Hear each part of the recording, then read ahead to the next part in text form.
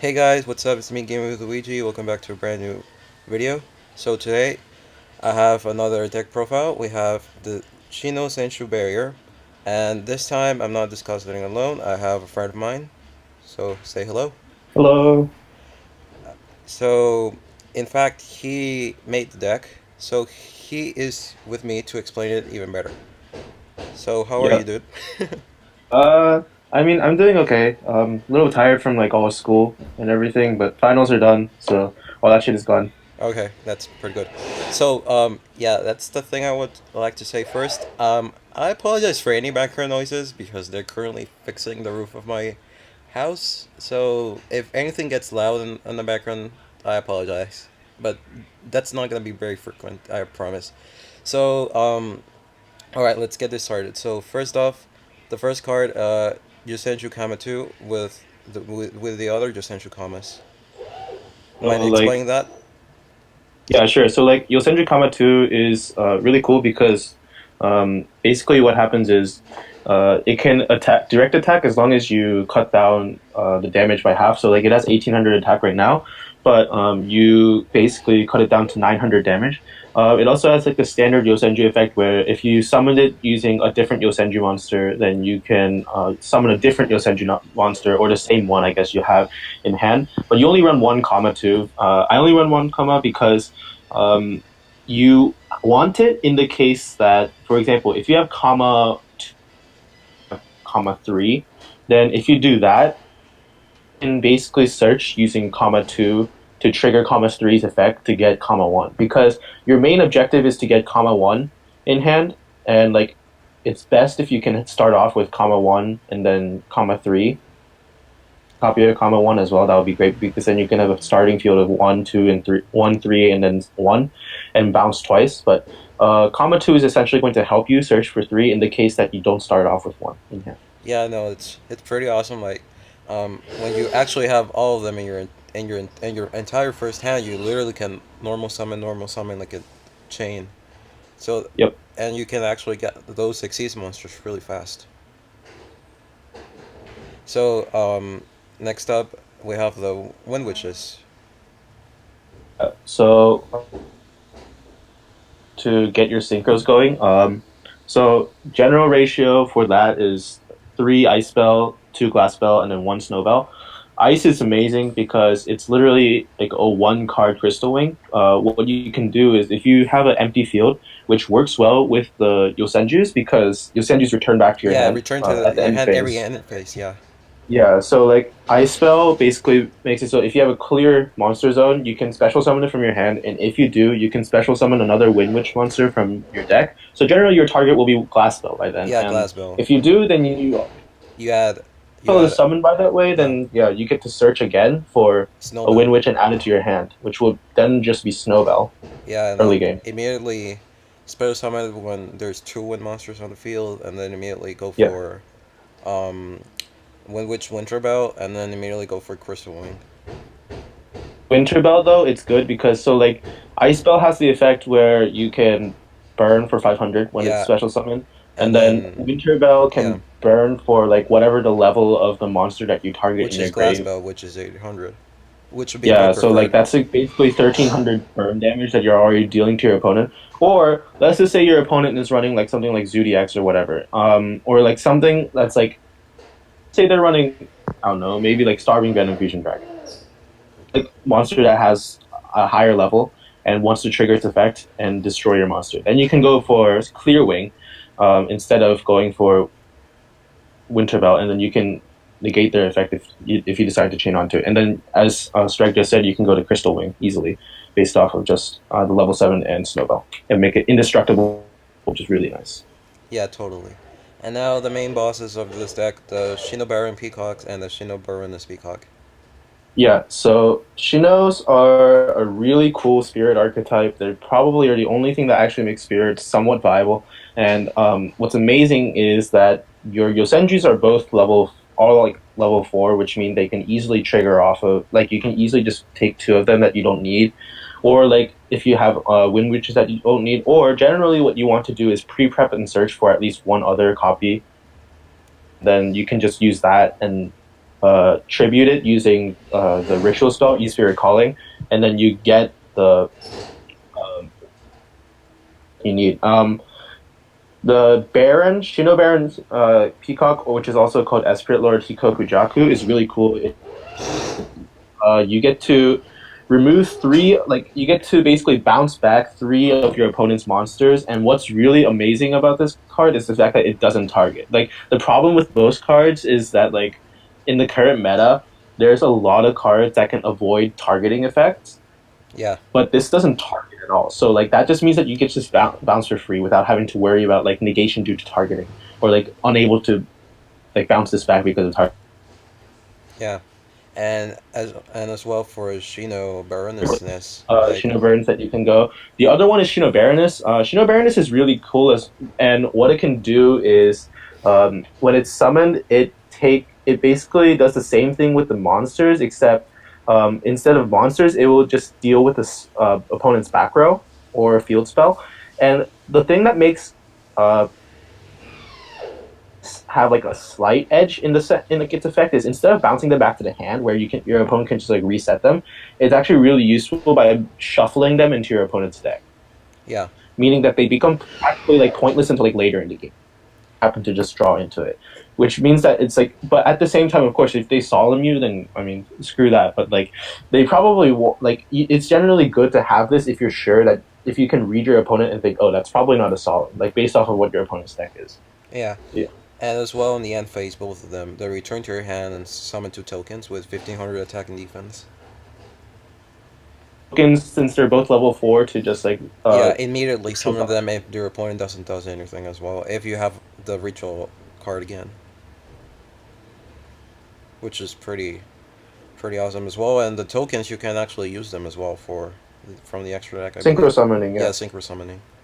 Like for example, a really good synchro summon based off of that would be Snowbell. If you can just like normal or like special summon it, so like Snowbell, and then go into Mistworm. Yeah. And that bounces through as well. Yeah. And then incoming spells, instant fusion for the Invoker, Redigin, and Eldrazi Norden. Yeah, and Norden actually is. Yeah, I think you should tell them about the instant fusion thing. That's kind of confusing as well. Like if it's possible. Like sure, so like instant fusion, Raijin I run because of the fact that if you happen to get the barrier statue out, then Raijin's really your only instant fusion target, and you don't want instant fusion to be a dead card. Yeah. Why I run that. And then I run. There's a really cool 2-card combo that you can pull off with Norden. So let's just say that you have in your grave either the Snowbell, Glassbell, and in your hand that you have the other one. So let's just say I have Glassbell in hand, and then in the grave there's Snowbell. Okay. Yeah. Because that's more realistic. The combo goes like this: assuming you don't have any barrier statue, summon Norden. Use Norden's effect to revive the card that's in the grave, it's a Snowbell, and then normal summon your Glassbell. And using those 3 cards, you can instantly synchro summon for Kriston, Quarrier, and Gandrex. Yeah. Which is an immediate, like... Quarrier and Gandrex is an amazing card. You essentially can banish cards, like... it's like up to the number of synchro materials used for the synchro summon. Yeah. Basically... screw over 3 of your opponent's graveyard monsters or their field. But the only unfortunate part of this card is that it targets, but it floats, meaning that like if it gets destroyed or something, then it can resummon like one of the banished monsters. Yeah. So there's a really cool plus to that. Okay. And then Raigeki, of course, just fuck all your opponent's monsters. And then Preparation of Rites, just searching for the Shino Barons with this ritual card. Of course, you can only activate 1 per turn. Then Soul Charge. Soul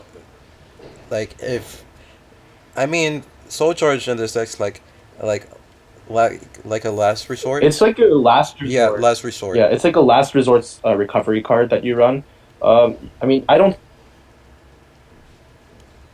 Has been really clutch and like saved my ass. So, yeah. And then Terraformings for the Divine Wind of Mist Valley, the Shino Bird's Calling for summoning them. Then fire formation. The fire formation tanky is for the juice and juice, and it actually boosts their attack as well, like for 100 for each. By 100 for all of them. Yeah. Yeah, for each one of them. And then Divine Wind, which is really good if you actually pulls off like as the way like you told me before, it was like for bait for MST as well. Yeah, you can bait for MST. You can also just use it for like Support. good support card. I actually went through a lot of trouble to find this, and what you do is you set divine, you like activate divine wind, and what is if every time like a wind monster that you control returns back to your hand, you can special summon a level 4 or lower wind monster from your deck. And this works amazingly with Yosenjus and Shinos, which both do that at Yeah. the end. At the end phase, yes. That's a instant barrier statue. Yeah, but Like at the end phase, you can just plop a barrier statue in defense yeah, position, in defense and your position. opponent will be like, "What the heck is going on?" Because they can't Yeah, you special cannot summon they until you cannot destroy special it. summon unless they're running wind monsters in their deck as well. Yeah. So unless they can manage to get over the 1,000 defense, which I mean, 1,000 defense isn't hard to get over, which is why Yeah, you run the quaking mirror that forces Quaking Mirror in Force, the yeah. main. So And then Quaking yeah, Mirror it's just completely Force, screwing over. yeah. Then Quaking Mirror Force, just put your opponent's monsters in defense position and they cannot change their they, their battle positions, which is pretty good. And Solemn Yep. Strikes and Solemn Warning.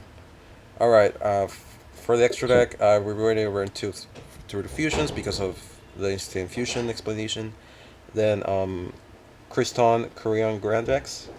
yeah, Then Miss Worm. Clear Wing Synchro Dragon, we were through it. Stardust Dragon. I mean,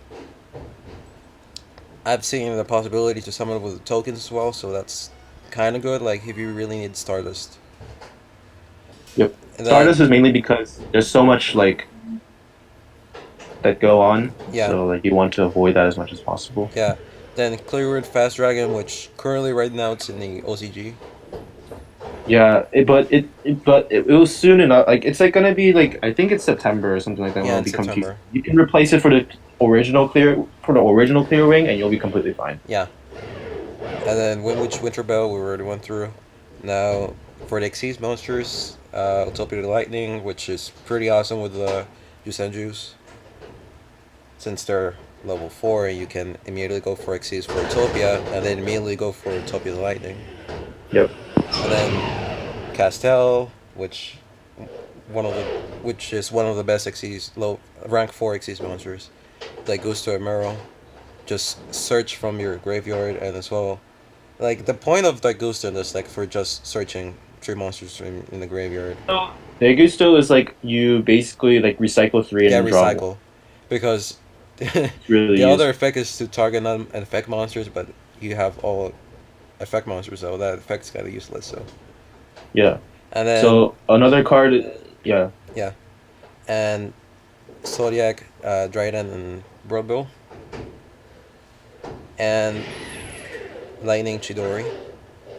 Chidori. Yeah, I run Chidori, but I mean, if you want to replace it with Tornado Dragon, which is probably better, Yeah, uh, it's just that like I don't know. I kind of now that I really think about it though, like Chidori might be better for general back row destruction because you don't have to waste an XD material to like because the moment that it's summoned without using an XD material, you instantly can like destroy a set card, which is really nice. And then like but Tornado Dragon, after you summon it, you have to like in yeah, order to pop it back. But you can use that effect during either player's turn, so. yeah, I don't know. It's debatable which one you want to do. Chidori probably costs less than Tornado Dragon, so if you want to go for a budget deck, then this is probably better. yeah. And for the side deck, you put some Gadarla, the Mystery Dust Caillou, Ghost Dodge, Ghost Ash, and Beautiful Spring, and of course Ghost Reaper for Rid of all of those annoying monsters, as you can see, like ABC, APC, a Metaphors, Mythanilla. totally awesome, fucking jerk. Yeah, Polysonic of totally awesome. Polysonic, Propilios. yeah. And you add some Cosmic Cyclones and 3 copies of the Dimensional Barrier. Yeah, D barrier because you don't really like D barrier since like this with this deck you generally don't an X field at the same time. You only run one usually, Yeah. because this deck appreciates using letting the Yosenjus just like come back and like so you can like continuously like spam them each turn. It doesn't like you only want to XE using the Yosenjus whenever you absolutely have to. For example, if you're facing like a Blue Eyes deck and they use like Chaos Max, and your only option against them really is Utopia to Lightning Yeah. or Crystal Wing if you can manage to get that up. But like those are like the since those are like the only options. That's like that's the only like actual reason that you'd run more than one type of like um a time when you would generally have more than one type of like special summon monster outside of, like maybe like rituals. So like so that's the reason why D barriers run because it's really useful with this deck in my opinion. Yeah. Everything So yeah. So that's pretty much the deck, dude. Thank you for explaining it like it's entirely. oh no problem. I really enjoy this deck. Strag and I were just talking about how it doesn't cost that much in the Yeah, main deck. like Um, in actual like in real life. In fact, like the Shinobaran peacocks are pretty expensive. Not pretty expensive. Excuse me, pretty cheap. And as well for the ritual, like I've seen all three of them like together, and they cost like 20 cents. yeah, it's ridiculously like the main deck, except for like the strikes Yeah, and the Raigeki, strikes and Regeki are like are over like thirty all dollars. really cheap. Yeah, Extra is like also generally cheap, is except maybe like Crystal Wing Crystal and Wing, like Utopia, Utopia, and Daigusto. the Emerald. Yeah, Yeah, that goes to and Emerald. So Zodiacs that cost around $10, $11. yeah, so like overall, this deck shouldn't be like if you decide to like replace the strikes because you can like the warning it doesn't cost much anymore. It's like Yeah, $2 or something like like two that. But like you dollars. can replace the strikes with something else um like I don't know maybe like let's say bottomless Yeah, is an bottomless. option to go for instead. You could technically go for time it correctly. You can go for torrential tribute Yeah, as well. because if your field is clear the Yusandris are going to bounce back anyway. So like if your field is clear, you can just use torrential tribute and just like nuke the whole field, and you won't have much of a problem compared to your opponent. So like that's another option that might be cheaper than a strike. Yeah, So as well for Regeki, like I told you before, like Dark Hole, but you told me yeah, as dark well hole for Dark definitely Hole, works. like only if your side of the field is completely empty and your opponent's side of the field is full, because you don't want to Yes. fuck up with your with the monsters on your side of the field because Yeah, they'll start with the dark hole and then like yeah Dark do the Hole and stuff that then you need to stop do. before you actually summon, because that would be stupid. So yeah, The so yeah, guys, that's pretty much it. And the replays with this deck, I'm gonna show you as well. Um, it, he sent me some replays about this deck with actual meta decks, right? Yeah, Against like one meta of deck. the first, like one of the replays. This is like in my personal opinion, like the best like showcase of the deck was there's a replay where this guy was playing like he was playing invoked and his first starting field was like okay, like it was basically like the what is it fusion like recycling plant, and then he had what is it Purgatrio out, which is like an okay starting field since he also had like a I think he also like, had like one or two back row, which is for a starting field with like I think it was like a 50 something card. It was like 40 to 50 something card deck, but like it was fine. And what I did was first turn I got Crystalling out, which was okay. And then second turn I went for Kari and Gandax. He triggered Dimensional Fusion. I mean, sorry, Dimensional Barrier. So he like completely negated the effects of my synchro monsters. But then I ritual summoning Shino Baron, and so I bounced them back. So that was like instantly like 9,000 damage right there. So it was GG right at the moment. Yeah, So like, this makes you have faith in it. yeah. So yeah, that's pretty much it. Right now, we're just gonna run the replays, and hope you guys enjoy this deck profile for Shino Senju barriers. And again, Son, thank you for explaining it. No problem. Thank you for having me. All right, see you all later.